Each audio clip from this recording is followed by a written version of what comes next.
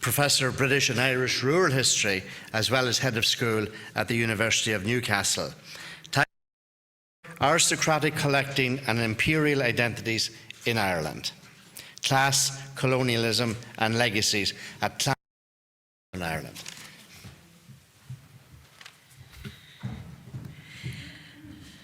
Thanks all. If you just, here we go. Well, I'll just add my thanks to the organisers, particularly to Bryony and to Lucy for this invitation, and to the other panellists and speakers at the conference. And particularly so because I'm pretty much a novice and very much a learner at today's, at this conference. I'm really a historian of landed estates, power and land reform. So this is something of a new departure and a bit of a tentative paper for me, therefore. So as we've been hearing, Ireland's engagement with the British Empire has long been and still is under critical historical and contemporary review. As both subject to and participant in the British imperial project, there's a great deal of room, as we've been hearing, for complex legacies and areas of tension, including creative tension. One of those is around hierarchy and class, very loosely defined, and imperial engagement. And that's what I wanted to explore a little bit today, via the activities of Ireland's landed and aristocratic elites directly engaged in empire by taking up posts in colonial administration and governance. So there's quite a fair bit of coverage out there on the middle and professional classes of Ireland and their engagement in empire and the military in empire, but perhaps less so on the very aristocratic elite. So we see in the 19th century, of course, an explosion in the machinery of imperial governance and the different governing models, mandates, dominions, crown colonies, all with different government departments and officials in Westminster, and as, of course, a mirror image, the structures of governance on the spot in the colonial territories. And for many Irish and Scottish, it has to be said, we get about, aristocratic and landed elites, this was an opportunity for service at a time when traditional modes of service in Parliament or the armed forces was very much being reduced, and the sort of traditional roles in political leadership, military leadership, etc., were being kind of rejected and squeezed out in Britain. And so they were able to find those opportunities in parts of the British Empire, as well as much needed income to supplement often declining revenues from their landed estates. And I think we heard in Pat Cook's talk about the very tight kind of social circles these elites were operating in.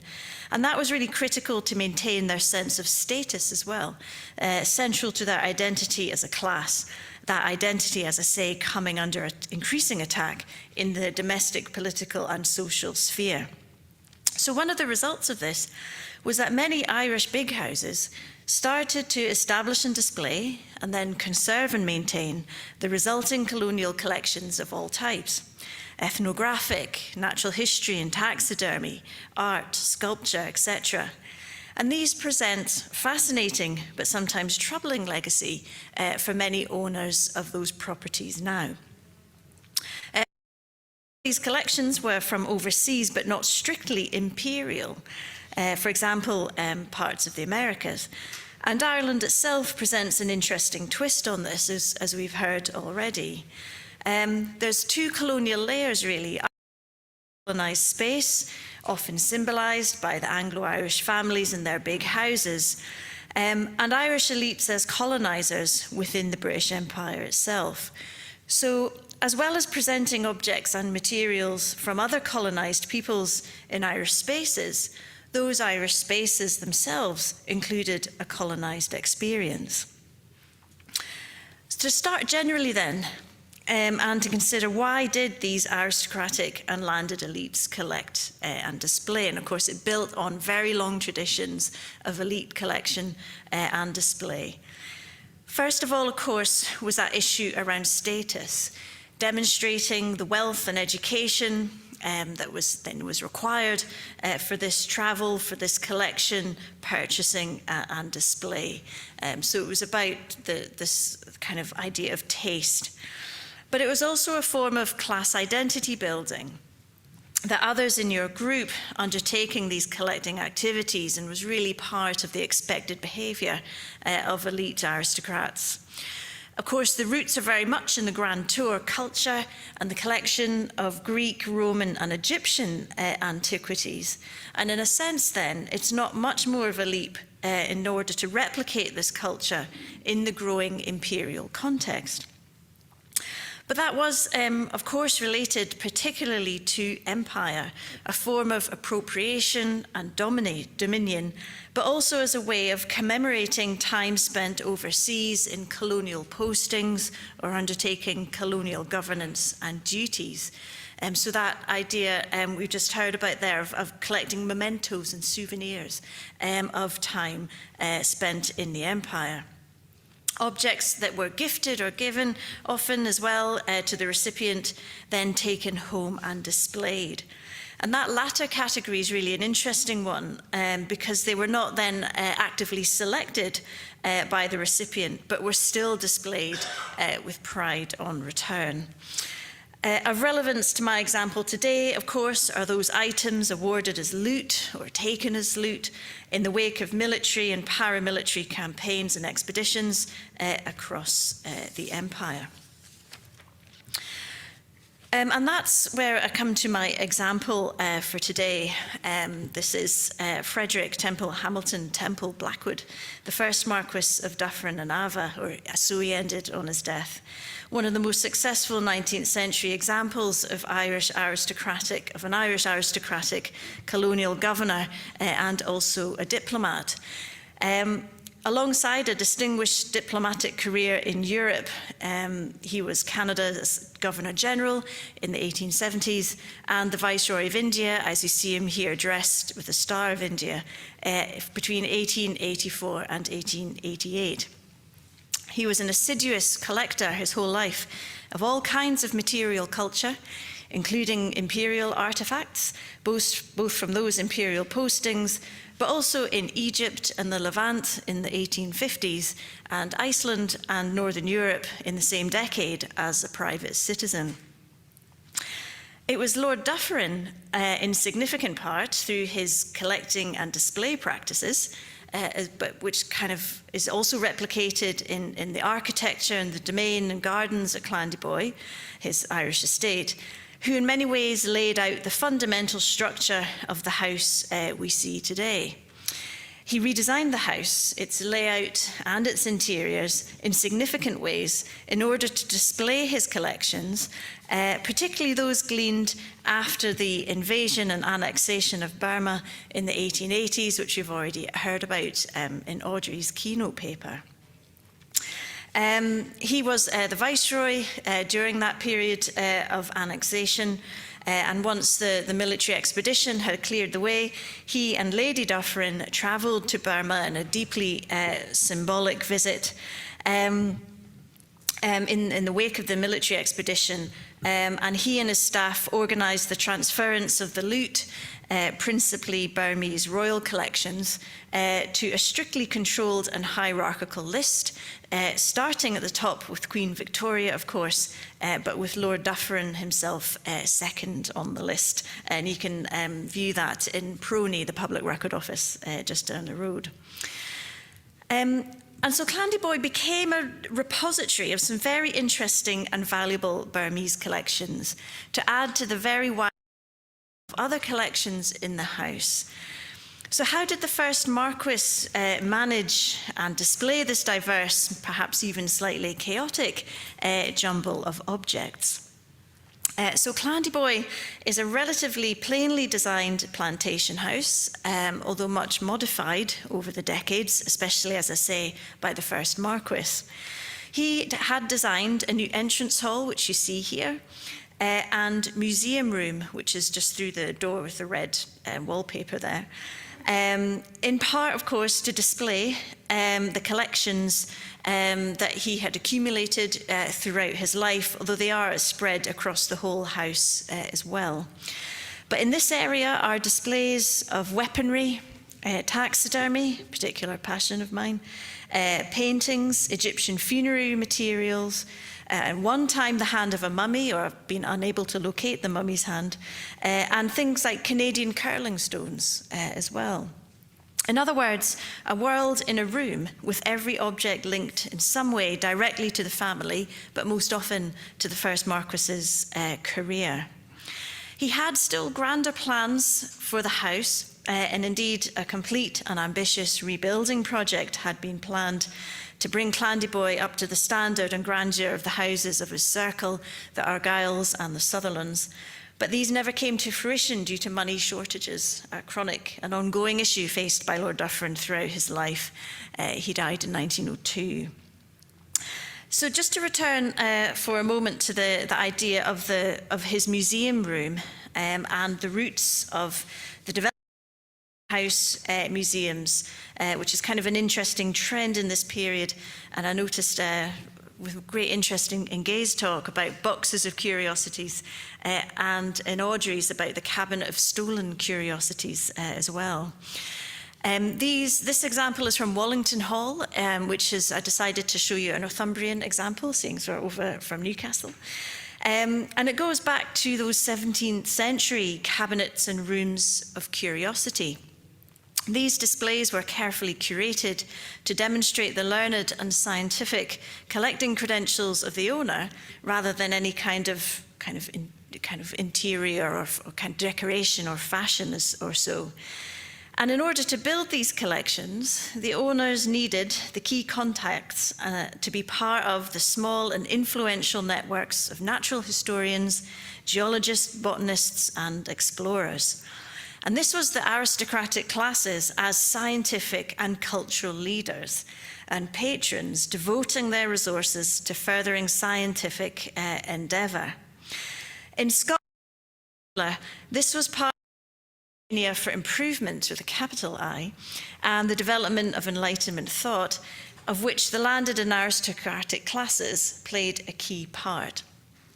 It was part of that class formation as that identity was shifting away from their traditional long-standing military roles and into scientific and civil cultural leadership instead.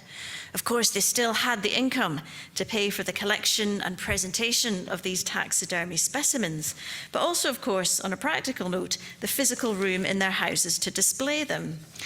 A classic example here being the Marquess of Bute, Joseph Banks, and critical to the foundation of the Botanic Gardens at Kew. But I show this picture, I don't know if any of you have been to Dunrobin Castle, one of the seats of the Dukes and Earls of Sutherland. This is in the far north of Scotland. And a classic example of a kind of 19th century country house museum. Terrifyingly, you walk in eyeball to eyeball with the giraffe there. It's kind of a memorable experience. But what a display of imperial dominion and appropriation. The aim for Lord Dufferin was not dissimilar, showing choice and interesting objects, so that financial value is important, but less so than the interest, to great effect.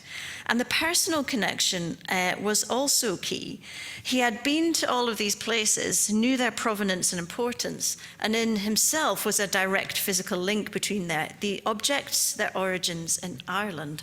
Apologies for this terrible photograph. I just took it about an hour ago, thanks to Terry, which in the Irish Independent actually has a picture of Clandeboye's interior in the 1850s.